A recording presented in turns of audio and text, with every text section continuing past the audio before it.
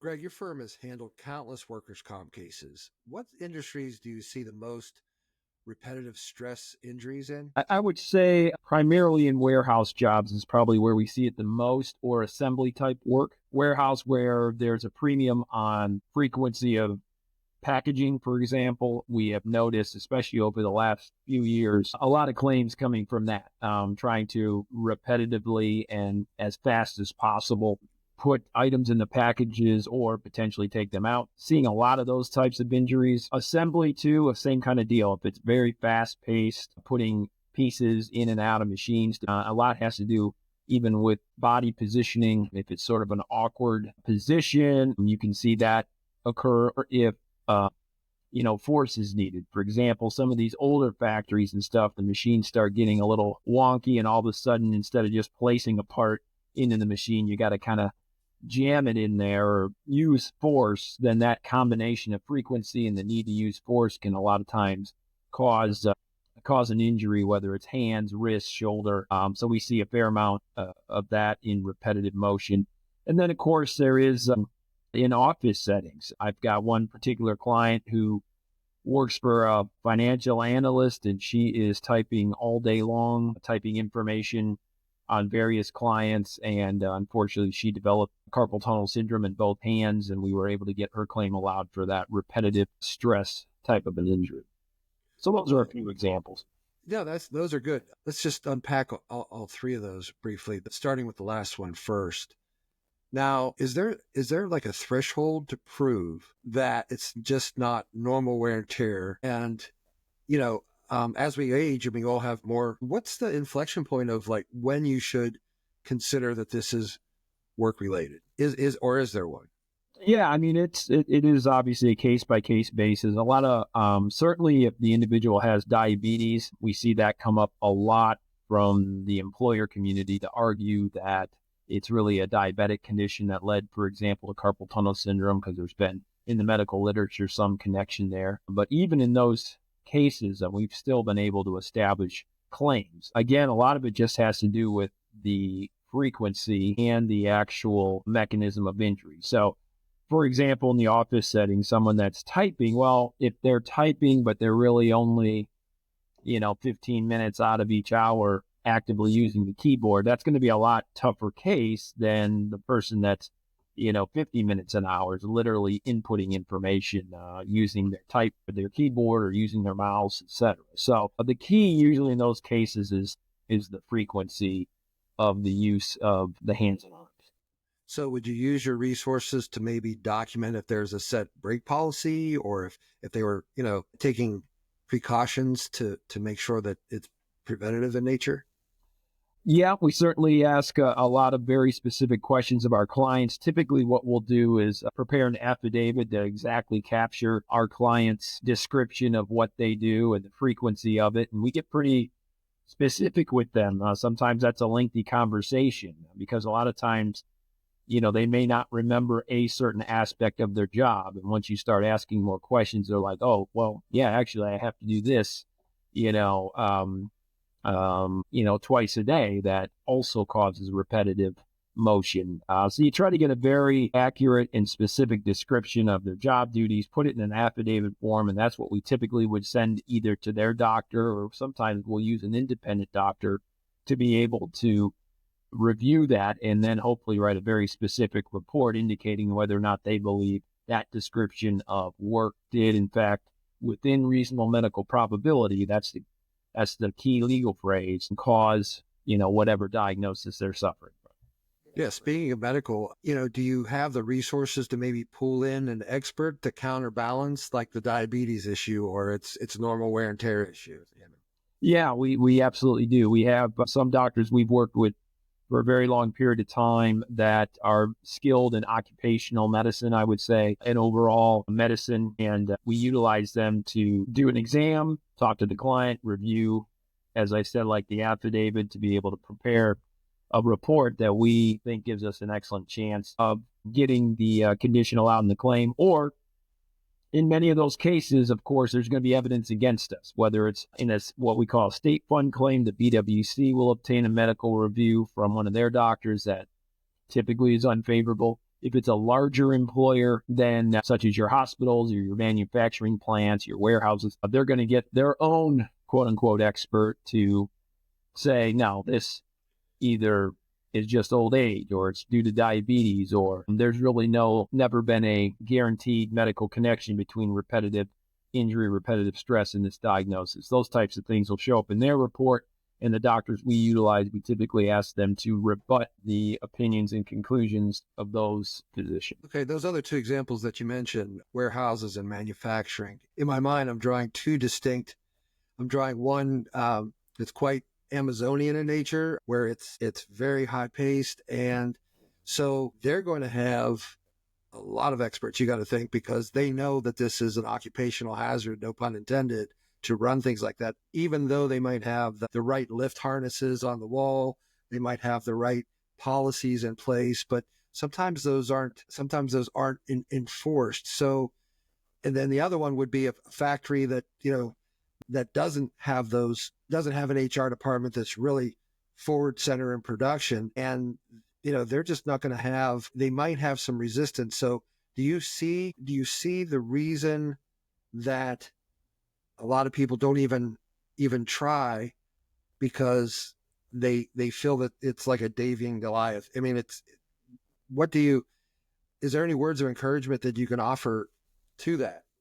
Yeah, I mean, I'm sure there's many injured workers out there that have that mindset that, sad to say, they either think, well, I'm just weaker compared to my coworkers, I'm not going to say anything, and Amazon wouldn't believe me if I did say something, or they have the resources to be against me, so I'm not even going to mention it or file a claim. There's no question that happens, and that's unfortunate. I would also say that some injured workers may want to say something, but they're so worried about how it's going to affect their job, losing their job, that they're not willing to take that risk. They just try to power through it. And of course, a lot of times that just makes the situation worse, or they wait too long. There's a 1-year statute of limitations of filing a claim for an injury or the first date a condition is diagnosed and related to employment. So if they mention something to their family doctor, for instance, today, and just said, man, my hands are killing me after packaging all these boxes 10 hours a day, and the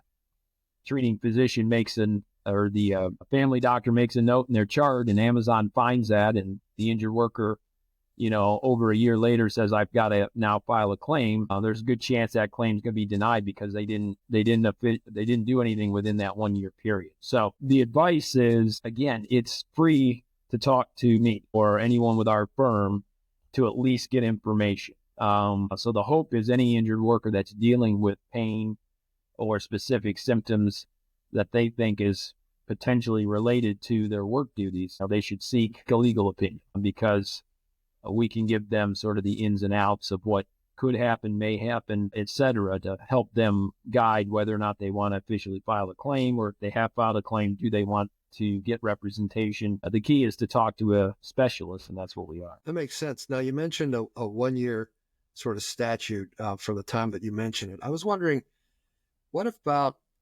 a lingering pain that you just haven't reported yet, but it's been developing? Is there anything to be done for that? I mean, it's been a progressing thing. Is that something that you can make a claim on? Yeah, you absolutely can. I mean, again, those are harder claims, especially the longer the gap between first started having symptoms and officially reporting it. But, we've been successful in making those claims before, especially if there's some sort of documentation. So again, there is that 1-year statute. On the other hand, if at least you mention something to your family doctor, or maybe you see a chiropractor for various things and made a reference to your chiropractor, if there's some at least reference to the problems that you're having, that will help us establish a claim. And a lot of folks, it happens that way. It's something bothers them, but it's not that big of a deal. They figure they're going to work through it, and it just progressively keeps getting worse to the point where they finally seek medical attention. We can win those claims. They're harder than, of course, the obvious claim where someone just goes to lift a heavy box and hurts their back. But we can win those claims. We've won hundreds of them for sure. And a lot of it can come down to how compelling the injured worker's testimony is if it goes to a hearing. But most hearing officers I think do understand that kind of scenario of why someone wouldn't officially report it right away, um, or at least there'd be some hesitancy because they're really not sure what it is until it quote unquote gets worse. So we can definitely win those claims. But again, the default position is the sooner the better.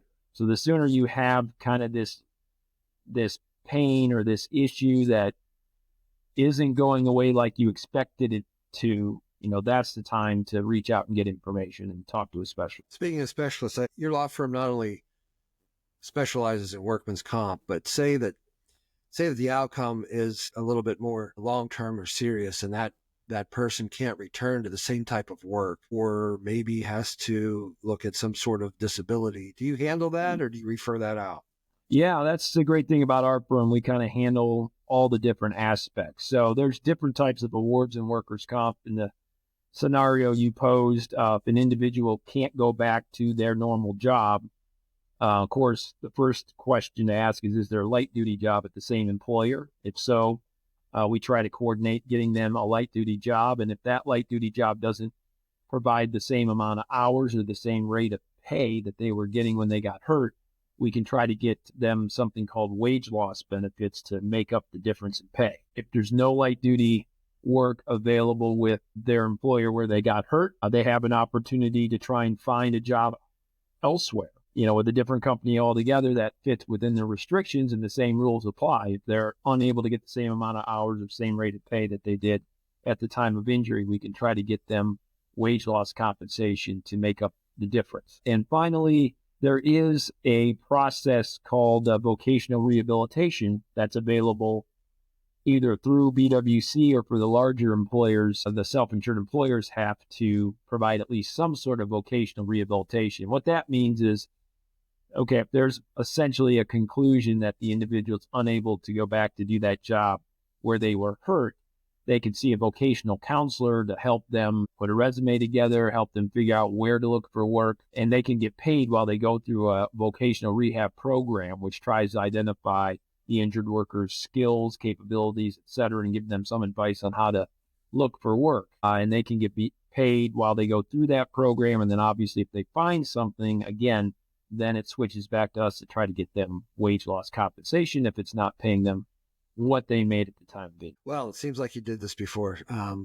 It's a comprehensive strategy to really help from beginning to end. And so at the successful conclusion, I think that you have the chance, or the client has the chance to take a lump sum or a distribution over time. Do you also counsel to that end of the process?